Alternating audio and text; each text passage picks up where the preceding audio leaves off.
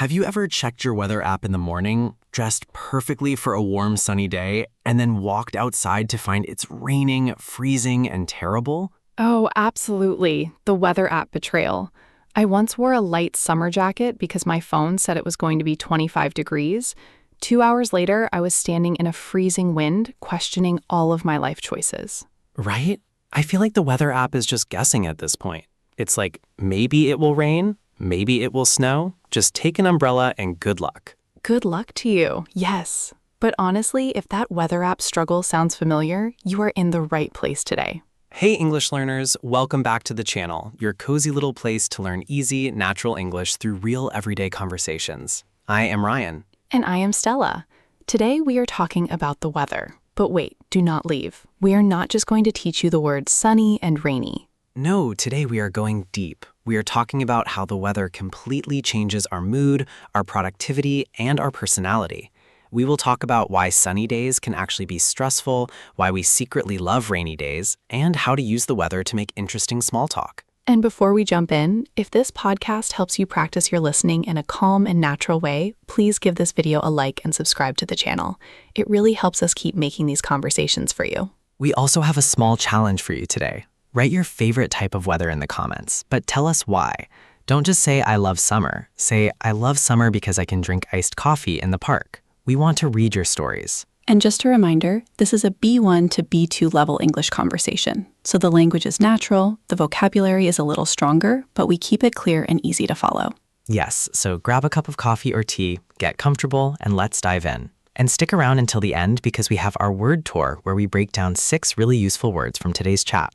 Okay, Ryan, let's start with something controversial. Let's talk about sunny days. Everyone says they love sunny days. Right, you are supposed to love them. It's almost a rule. Exactly, but I want to talk about something called sunshine guilt. Have you ever experienced this? Oh my goodness, yes. Sunshine guilt is so real. For our listeners, sunshine guilt is that heavy feeling you get on a beautiful, bright Saturday morning when you just want to stay in your pajamas, watch movies, and do absolutely nothing. But you look out the window and the sun is shining, the birds are singing, and the universe is screaming at you. Go outside, go for a run, be productive, have a picnic. And if you stay inside on the sofa, you feel terrible. You feel like you are wasting a perfectly good day. The sunshine is judging you. The sunshine is judging you. That is the perfect way to say it. You feel this pressure to have an amazing, highly productive day just because the sky is blue. I remember a weekend last month. It was the first warm day of spring. Everyone was posting pictures on social media of hiking, biking, going to the beach, and I was inside, cleaning my kitchen. I felt like I was failing at life. Yes, you see people outside living their best lives, and you think, if I don't go outside right now and enjoy this weather, I am a bad person. That is sunshine guilt. It is exhausting. It really is. And this brings us to the exact opposite situation. The rainy day pass. Oh, I love the rainy day pass. It is the best feeling in the world. Let's explain it. Imagine it's Sunday. You wake up, you hear heavy rain hitting the window. The sky is dark gray. It looks dreary outside. What happens in your brain? Total relief. My brain says, congratulations, Stella. You are officially excused from life today. You do not have to go running. You do not have to be productive. You have permission to stay under a blanket. Exactly. The rainy day gives you a free pass to do nothing. There is zero pressure. Nobody is having a picnic in a thunderstorm. No one is posting hiking pictures in the freezing rain. So suddenly staying inside and watching 3 movies in a row feels totally acceptable. It feels cozy instead of lazy. That is the key difference. On a sunny day, staying inside makes you lazy. On a rainy day, staying inside makes you cozy. The weather changes the definition of your actions. I completely agree. And I think that is why so many introverts secretly prefer rainy days or autumn weather. The world slows down and it matches their internal energy. Let's talk about that energy shift, because seasons really do change our personalities, don't they? Oh, 100%. Think about summer Ryan versus winter Ryan. Are they the same person? Not at all. Summer Ryan wants to be social. He wants to meet friends after work, sit on a patio, drink cold drinks, stay awake until midnight. He has endless energy. And winter Ryan is an old man. Winter Ryan sees that the sun goes down at 4:30 p.m., puts on his pajamas at 5 p.m., and refuses to leave the house until April. That is so accurate. In winter, when it gets dark so early, it feels like the day is over before it even started. You feel a bit lethargic. Lethargic. That is a great word. Like you have no physical energy. You move slowly. Yes, many people actually experience something called the winter blues. They feel a bit sad or unmotivated during the colder, darker months. The lack of sunlight really affects human biology. We are basically plants with complicated emotions. We are houseplants. We need water and sunlight, and if we don't get them, we get dramatic. Exactly. But then, right in the middle between summer energy and winter sadness, you have autumn, or fall, as we usually say in America. Fall is a very special season. I think fall is actually the season of nostalgia. Nostalgia, yes. That feeling of missing the past or remembering happy memories with a little bit of sadness. Why do you think fall feels nostalgic? I think it's because the physical world is changing right in front of your eyes. The green leaves turn yellow, orange, and red. The air gets crisp. You put on a sweater for the first time in months. And culturally, it's the back-to-school season. Oh, that's so true. Even if you haven't been a student for 10 years, your brain still feels that September means a fresh start. You buy new pens, a new notebook. It feels like a better new year than January 1st. Yes, January 1st is dark and cold. It's a terrible time to start a new life. But September, the air is crisp. It feels invigorating. It makes you want to drink coffee and conquer the world. Invigorating. I love that word. It means it gives you energy. It wakes you up. A cool autumn morning is deeply invigorating. Okay, Stella, so we've talked about how weather affects our mood. Now let's talk about how to use the weather at work. Ah, weather small talk, the classic survival tool. It really is. Every English learner knows the struggle of standing in an elevator with a colleague or a boss. The silence is heavy. You need to say something, but what? You talk about the weather. It is the universal safe topic. Nobody gets angry about the weather. Right, but the problem is most learners use very basic, boring sentences. They look at the window and say, "It is cold today," and the boss says, "Yes, it is." End of conversation, back to the awkward silence. Right, because "it is cold today" is a statement of fact. It leaves nowhere for the conversation to go. You have to give the other person something to work with. So how do we make weather small talk actually interesting? You turn it into an opinion or a question. Instead of saying, "It's raining," you can say, "I can't believe this rain. I was supposed to go running today. Do you have any indoor plans for the weekend?" That is brilliant. You use the weather as a bridge to ask about their life. You go from rain to weekend plans in one smooth sentence. Exactly. Another great one is asking about their preferences. If you're sweating in July, you can say, "This heat is intense. Are you a summer person or do you prefer the winter?" Oh, people love answering that question. Everyone has a strong opinion about being a summer person or a winter person. You instantly start a real conversation. Yes, the colleague might say, "Oh, I am definitely a winter person. I love skiing." And suddenly you are talking about skiing, not just the temperature. That is a huge upgrade for our listeners. Use the weather to open the door, but walk through the door into a real topic. Let's do a quick role play to show how this works. Imagine we are waiting for a meeting to start. We are sitting at a big table, just the two of us. It's snowing outside. Okay, I'll start with the boring version first so we can hear the difference. Let's do it. Wow, Stella, it is snowing outside. Yes, Ryan, it is very snowy. It is white. Painful. That was so painful to listen to. The silence was deafening. It hurts. Okay, let's rewind. Let's do the B2 level version. Action. Wow, look at that snow coming down. It's completely unpredictable today. I almost slipped on the ice walking to the train. How was your commute this morning? Ugh, it was a nightmare. The trains were delayed because of the freezing rain. I usually love the winter, but days like today make me wish I lived in Florida. Are you a fan of the snow? Only if I'm looking at it from inside my house with a cup of hot tea. Otherwise, I'm definitely a summer person. I miss the beach. And cut. That was so much better. It felt natural, friendly, and it gave us so much to talk about. The train delays, moving to Florida, hot tea, the beach. all starting from a few snowflakes. That is the power of good small talk. It is not about the weather. It is about finding a connection. So true. All right, we've talked about sunshine guilt, rainy day passes, and how to survive elevator small talk.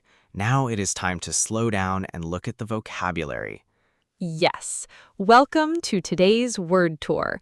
We are going to take 6 of the strongest words from our conversation, break them down, and show you exactly how to use them in real life. These words will take your English from simple facts to actual feelings and experiences. Let's start with our first concept, which was actually a phrase, sunshine guilt. Sunshine guilt. This is an informal phrase, but it is so common in modern culture. It describes that heavy feeling of obligation you get when the weather is beautiful, but you just want to stay inside. Say it slowly with us, sunshine guilt. Sunshine guilt.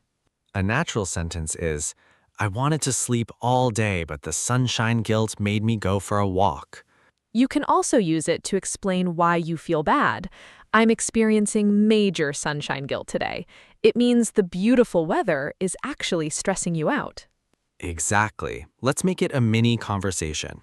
Why are you watching Netflix with the curtains closed? It's gorgeous outside.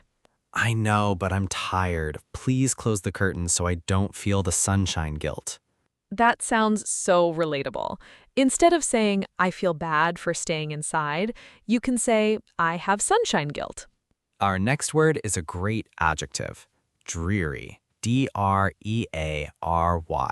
Dreary. Dreary is the perfect word to describe bad weather. It means dull, bleak, and depressing. When the sky is dark gray, it's raining slightly, and everything looks sad. That is a dreary day. Say it slowly with us. Dreary. Dreary. You can say, it's so dreary outside today. This sounds much more advanced than just saying, the weather is bad. Yes, bad weather is a fact. Dreary weather is a mood. It paints a picture. You can also use it for things other than weather. For example, the movie was a bit dreary, meaning it was sad and visually dark.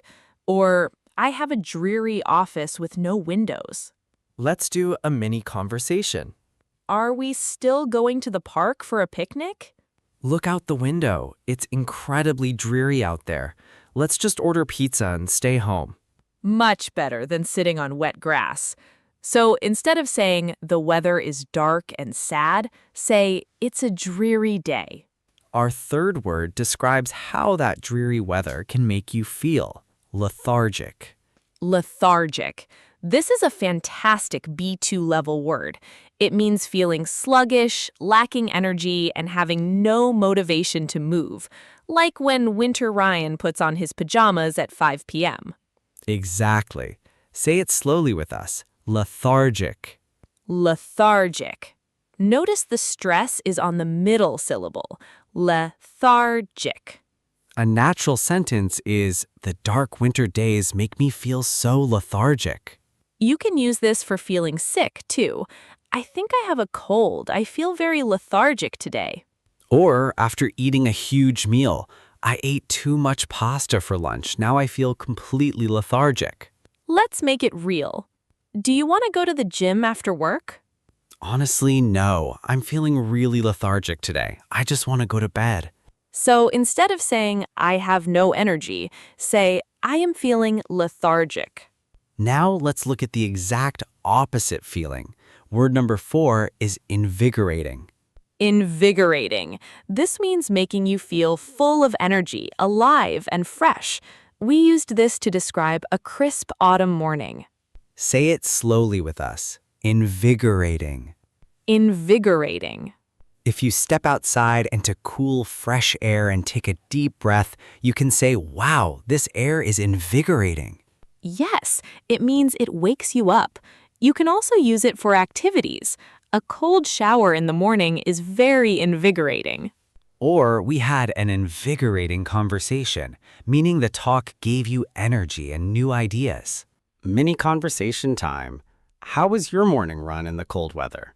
It was tough to wake up, but the cold air was actually really invigorating. I feel great now. So instead of saying, this weather wakes me up, say, this weather is invigorating. Our fifth word is a noun that describes a very specific feeling, nostalgia. Nostalgia. This is a beautiful, slightly sad word. It means a sentimental longing for the past, when you remember a time in your life that was happy, but it is gone now. Say it slowly with us. Nostalgia. Nostalgia. We said that autumn is the season of nostalgia because it reminds us of going back to school when we were kids. A natural sentence is, listening to 90s music always gives me a sense of nostalgia. You can also use the adjective, which is nostalgic. I feel very nostalgic today. Let's do a mini conversation. Why are you looking at old photos from high school? I don't know, the autumn weather just makes me feel a bit nostalgic. Time goes by so fast. That is so true. So instead of saying, I'm thinking about the past, say, I'm feeling a sense of nostalgia. And our final phrase for today's word tour is an idiom, a free pass. A free pass. We said a rainy Sunday gives you a free pass to stay inside and do nothing. A free pass means permission to do something without being judged, punished, or feeling guilty. Say it slowly with us. A free pass. A free pass. You can use this in many situations. It's my birthday today, so I get a free pass to eat as much cake as I want. Or at work. He's the boss's son, so he gets a free pass when he is late, meaning he doesn't get in trouble. Let's make it real. Are you really going to watch TV all day? It's raining heavily outside. I have a free pass to be lazy today. So instead of saying, I have an excuse to do this, say, I have a free pass. And that brings us to the end of our word tour. Today's 6 expressions were sunshine guilt, dreary, lethargic, invigorating, nostalgia, and a free pass. Those are excellent words to make your English sound more descriptive and emotional. Try to use at least one of them this week. Yes, practice is the key to making incremental progress. And speaking of progress, it is time to wrap up today's episode. We hope you enjoyed our deep dive into weather, moods, and small talk. Exactly. Use the weather to build a connection. Don't forget our challenge for today.